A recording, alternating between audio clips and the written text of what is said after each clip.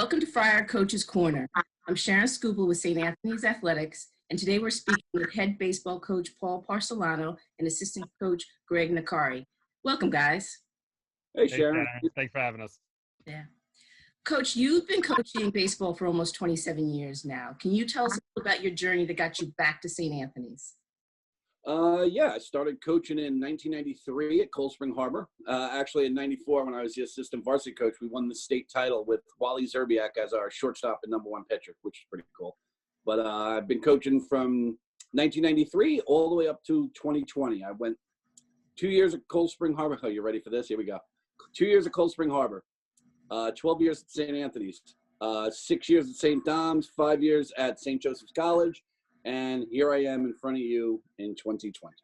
There it is. Welcome back. Greg, when did you start coaching? I actually started coaching at St. Anthony's. I had back surgery when I was a junior at St. Anthony's, so I was unable to compete in any athletics. But I love baseball. All my friends were baseball players, so I approached Coach Parsalona and Coach John Newman, who was the head coach at the time, asked if I'd be a student manager, keep the book, do whatever they needed to be done. They took me aboard, took me under their wings, showed me, what varsity coaching was all about. And I stayed on staff for 2 years after I graduated. Then in 2010, I joined Coach Parsalano on the staff at St. Dominic High School. I was there for 5 years. And then I joined him and Coach Rick Garrett at St. Joseph's College for 4 years. And then when Coach Parsalano got the job at back here at St. Anthony's, he asked me if I wanted to come back with him. And of course, it was a dream come true for me to come back to this place. And welcome back for you. Yeah, you're the class of 2005, correct? 2005. All right, so you've got a pretty good history with St. Anthony's. Mm-hmm. Oh, yeah. Now, your program is a very close group. So honestly, how hard has this separation been, knowing how well you ended the 2019 season? It's disappointing to say the least because we got to know each other so well and not being around these guys, and we set goals for the spring. And who's, obviously we're still in the contingency that we're going back in a couple of weeks, but not being around those guys, thank goodness for winter workouts, right, Greg? Without that, I really like being around our guys. I can kind of speak for Greg and all the coaches on this. Our players are really good kids, and they're fun to be around. It's an enjoyable experience in every possible way. So I miss the heck out of that, honestly. The Friars ended last season fighting through the losers bracket and facing Chaminade in the championship games. Your season ended 11-14 overall. Now, despite the record, when did you realize that this was a special team? We were button heads earlier on. I like to thank Coach Phelan for at least setting these guys up. These guys were prepared to play baseball. They were prepared to win a championship without me.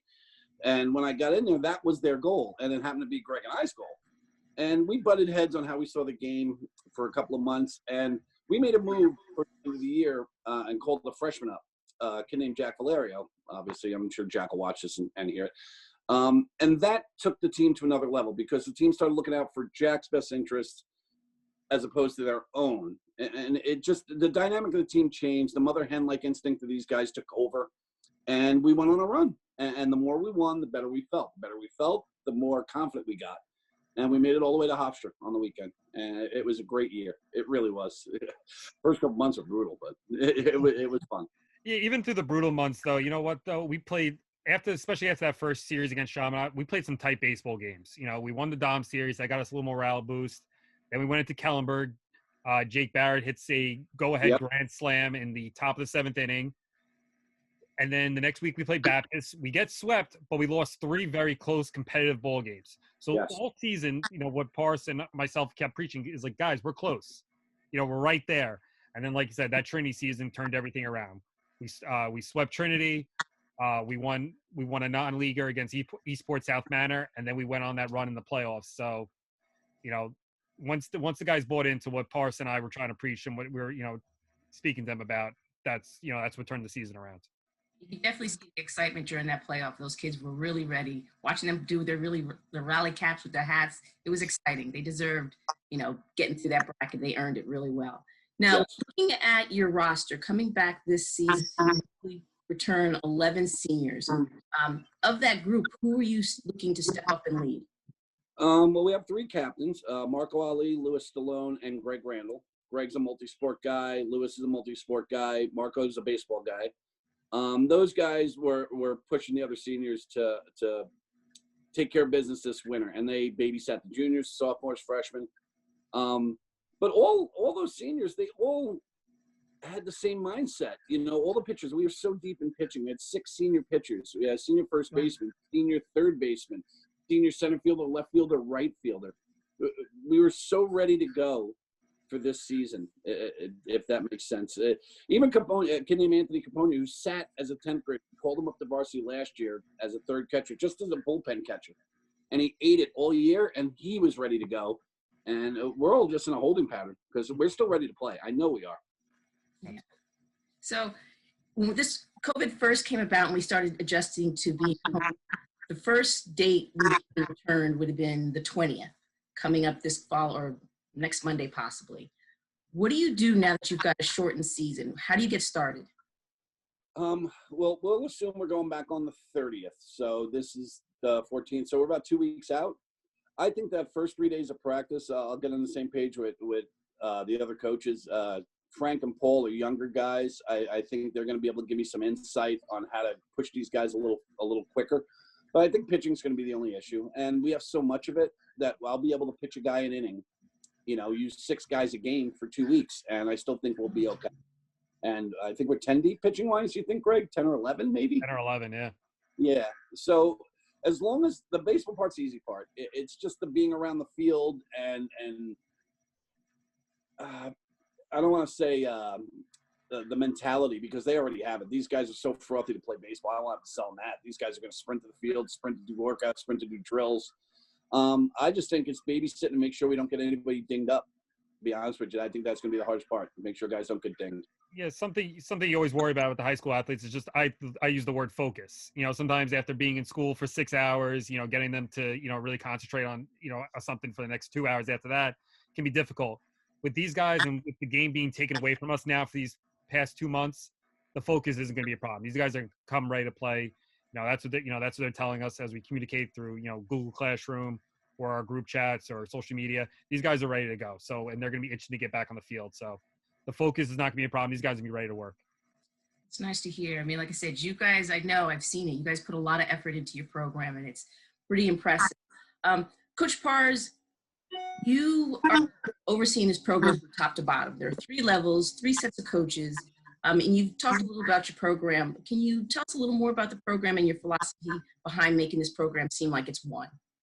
Well, the first thing I did, I've been an assistant for so long, 20 plus years of helping another guy run his program, that I have enough info that I knew when I got one, I wanted to make sure the coaches were attached to the school in some way. And my freshman coach, Anthony Zanni, he's a graduate of St. Anthony's.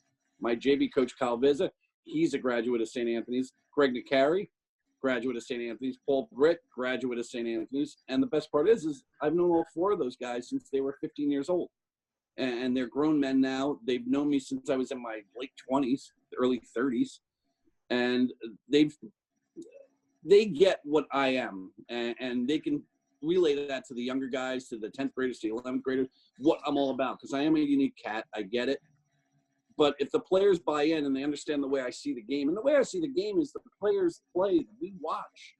So if they take ownership and understand that if you make a mistake, it's okay because there's always a next pitch, a next play, a next call, you can get past that. Consistency comes. Consistency comes, you win games. It's that simple with baseball. It's consistency. That's it. And if you can get a coaching staff to push that theory to guys, it pays off. It always pays off. I think it's that simple. Greg, there's no magic elixir as far as coaching styles go. It's just letting dudes be dudes. Yeah. The one thing I will say is, like, when we do our winter workouts, when we do our tryouts, Pars and I and Coach Frank and Coach Britt, we're around the freshman team and the JV guys as much as we're around our varsity guys. Yes. And I think that's important for the younger guys to see, is that their varsity coaches are taking an interest in them, even though it might be 2-3 years before we see them, suit up for us at the varsity level. And the same thing, the varsity guys, see the freshman coaches and the JV coaches around them as well. And all that creates that family, it's a one program mentality. Exactly. Everybody has a voice. Now, with your numbers of coaching staff, do you use all, like I know St. Anthony's has a baseball summer camp. Do you guys all come back for the camp? Yep. Everybody did the camp, and I brought back a bunch of seniors to come help out. So we'll do the same thing this year. It'll be the whole coaching staff, seniors that have graduated, and it's a 2-week camp.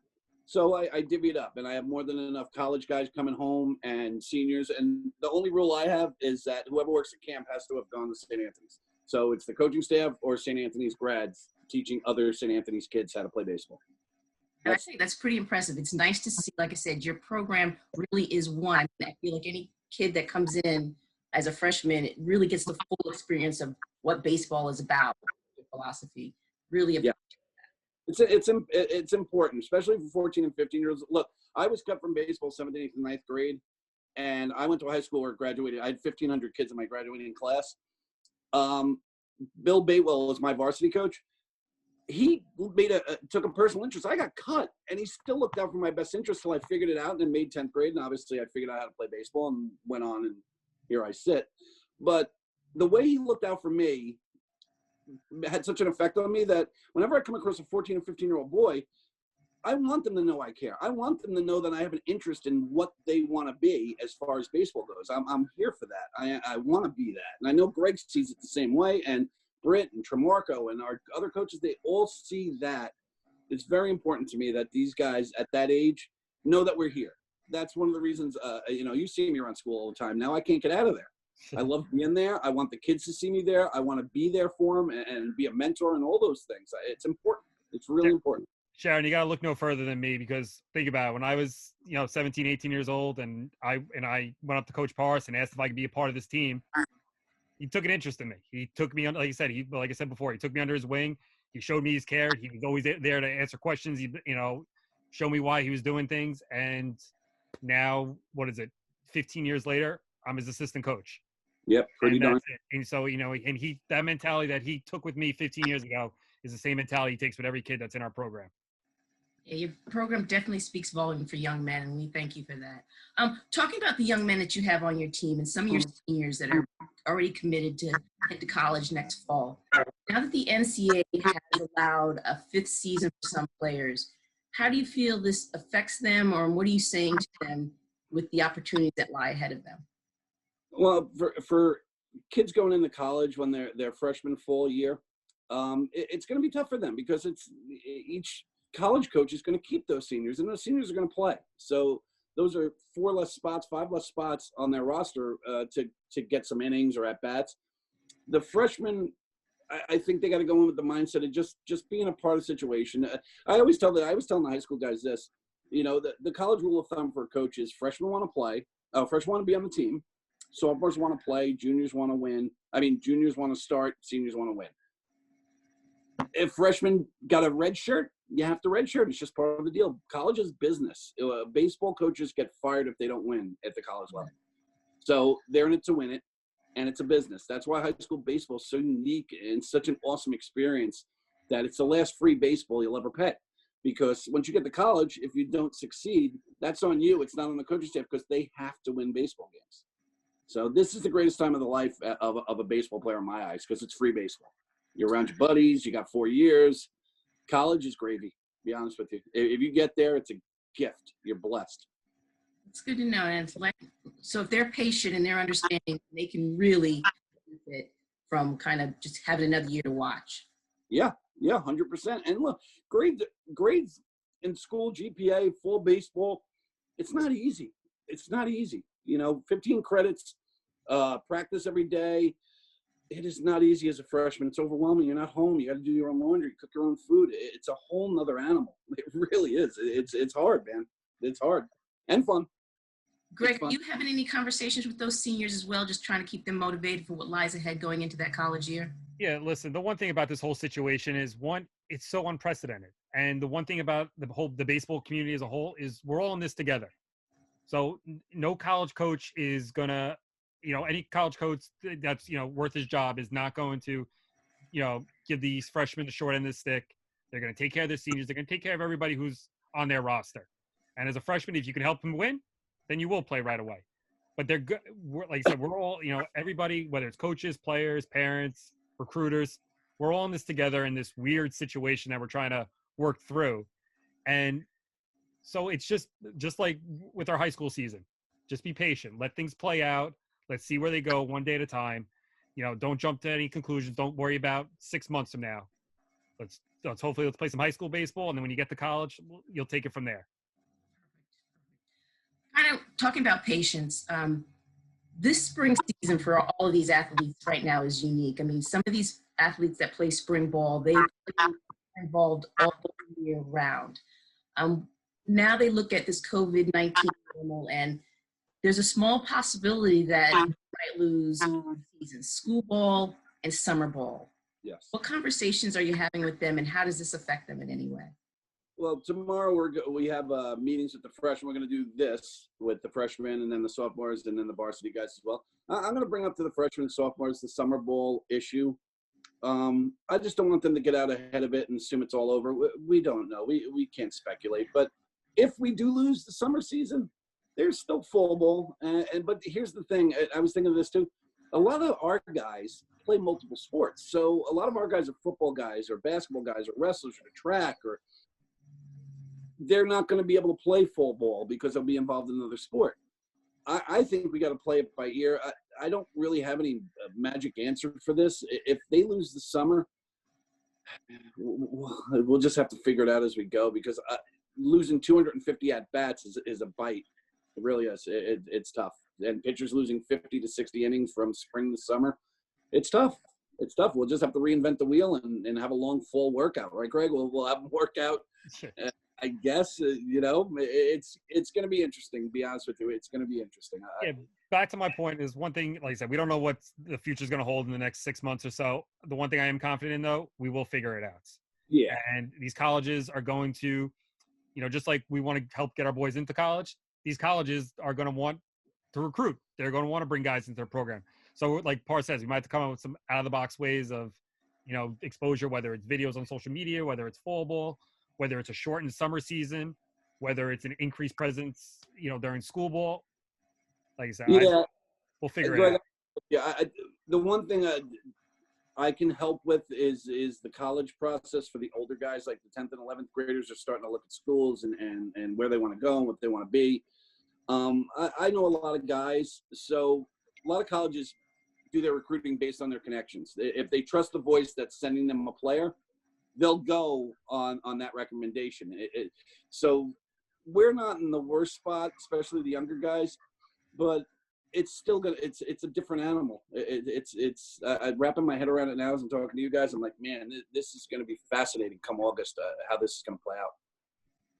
Yeah, I mean, like I said, it'll be interesting for everybody, and I think there's probably some good to come out of it, where your level of commitment will probably rise. Your dedication to your craft will probably even be better and sharper. So it should be interesting. Yeah, to say the least. I'm curious to how it's going to play out with travel and leaving the state as far as baseball goes. Like maybe they'll just make it a Long Island season, maybe a baseball heaven season. I'm sure, guys, there's a lot of people invested in this, so I'm sure people a lot smarter than me will figure out how to get these guys back on the field by August, I hope. Yes, it'll be exciting these next couple of months and weeks. Now, so every day, you guys have been doing this 12 years, half your life. What are you doing when that internal clock turns on at 2:30 in the afternoon and you should be at practice? For me, I was telling you guys before, I got cut in 7th, 8th, and 9th grade, but since 10th grade, that's 1984. Yeah, I'm dating myself. Since 84 to 2019 or 2019, I've been on a baseball field. So this is the first year since I was in 10th grade that I'm not anywhere near a uniform, a baseball team, players, coaches. So I'm bouncing off the walls. Take a walk. I got drills for 3 months. Motivational speeches I wrote over and over again. Yeah. Gregor, you're probably in the same boat, I would assume. Absolutely. And I think our internal clock actually starts at like 12 or 1 o'clock. Parson and I usually text each other like, is it time to go to the field yet? And that's when situation's normal. But we're just trying to surround ourselves with as much quote unquote artificial baseball as possible. We're watching old games on TV. Parson and I are texting each other during it. Can you believe what uniforms the Mets are wearing or whatever we were talking about? like I said, just coming up with practice plans, getting ready for the season, and I'm getting stuff delivered to my house. I'm hoping to get to use for the season, like new lineup cards and things like that, and I'm just itching to tear the wrapper off and let's get to it. Yeah, I'm sure as a coaches, this has to be the most new normal you could probably have never imagined. But now, in the COVID-19 world, are you guys staying safe, keeping your social distancing? I mean, we're doing it right now using the video conference. What else are you guys doing for family? Stay in touch. I'm using a lot of FaceTime, and I check on my mom every day, and my brother's awesome. He looks out for my mom as well. But just like you guys, we're trapped in the house. It's so funny. I have more college guys FaceTiming me. I've never FaceTimed so much in my life. I talk to college guys, high school guys every day, and I'm seeing their faces. It's just such a unique, bizarre, surreal experience, to be honest with you. But I'm safe. I'm making sure I'm ready to go. When this thing is over, I will be standing upright and out on the field. That's my goal. Okay, so you shaking your head. Like it makes sense, Yeah, right? absolutely. Listen, same boat. I don't leave. I'm not leaving myself, my family. We're not leaving the house unless absolutely necessary. Maybe a couple grocery runs this month, and that was really it. Just washing the hands every 20 minutes or so, it feels like, and just like I said, when May 1st comes around and we get that okay to go back to school, I don't want anything stopping us. Yes. So another important topic, like, what have you been watching? Let's be honest. Okay. Well, I did the Tiger King. Tiger King I did. I'm on season 3 of Ozarks now. I've already burned through. I bought a Baseball Digest membership, so I've been reading old Baseball Digests. I started in 1976. I'm up to like 1989 now. Just literally just crushing that. That's pretty much what I've been doing, and a little video game here and there. I know guys want to play me, but I'm not playing any of you guys because I don't want you hanging in my head. So I'm not playing anybody. Well, Pars will be happy with me. I got through all 8 seasons of Game of Thrones. I was one of those guys who had never seen it, so I was like, you know what, this is the perfect time. So I got through that. Season 8 was disappointing, but that's a chat for another time. Don't even bring it up. Well, guys, I tell you what, this has been a really good chat, and I'm glad to hear about your program and knowing that you're ready to get back up there on the field.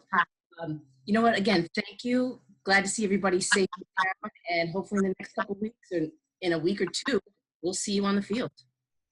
Thanks for having us, Sharon. If you ever want to do this again, we're always available. Any access we have to our players and the school and the students, I'm here for it. I'm a Friar, just like Greg's a Friar, and God bless everybody and stay safe, and hopefully I see everybody soon. Again, thank you guys. Really appreciate the time. It was fun. Thank you, Sharon.